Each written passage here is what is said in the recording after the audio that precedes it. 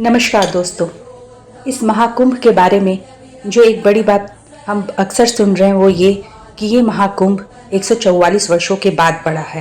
तो क्या है इस 144 वर्षों का राज, क्या है इसके पीछे की कथा और कितने प्रकार के कुंभ स्नान होते हैं, इन सभी को हम एक कथा के माध्यम से इस वीडियो में समझेंगे। तो इस वीडियो को अंत तक देखें और कुंभ से जुड़े समस्त जानकारी प्राप्त करें। तो कथा इस प्रकार है। जब देवता और दानव मिलकर समुद्र मंथन कर रहे थे तब उसमें पहले विष निकला, जिस विष को हलाहल शिव जी ने धारण कर लिया।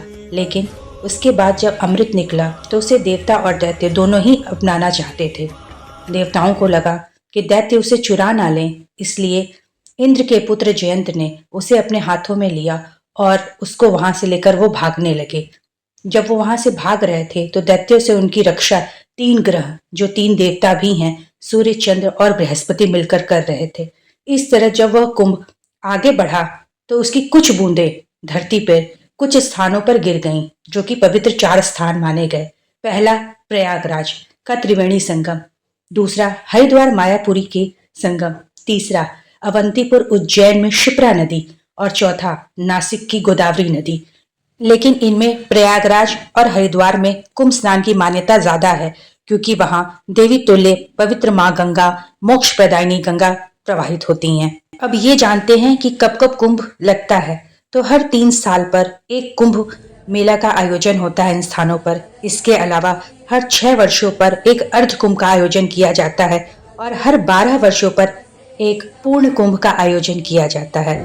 और 12 पूर्ण कुंभों को मिलाकर एक महाकुंभ का आयोजन, यानी 144 वर्ष, 12 गुणित 12, 144 वर्षों के उपरांत एक महाकुंभ का विशेष स्नान आयोजित किया जाता है। और ये विशेषकर प्रयागराज में ही होता है, क्योंकि प्रयागराज में गंगा, यमुना और गुप्त सरस्वती नदियों का संगम है। इसी कारण प्रयागराज के त्रिवेणी संगम में, जहां मां गंगा, मां यमुना और मां सरस्वती का मिलन होता है, संगम होता है, वहां पे 144 वर्षों के उपरांत एक महाकुंभ का विशेष आयोजन किया जाता है, जिसमें स्नान करने के उपरांत व्यक्ति मोक्ष को प्राप्त करता है, ऐसी मान्यता है। तो अब जानते हैं कि 12 वर्षों पर ही एक पूर्ण कुंभ का आयोजन क्यों होता है। तो फिर कथा की तरफ चलते हैं।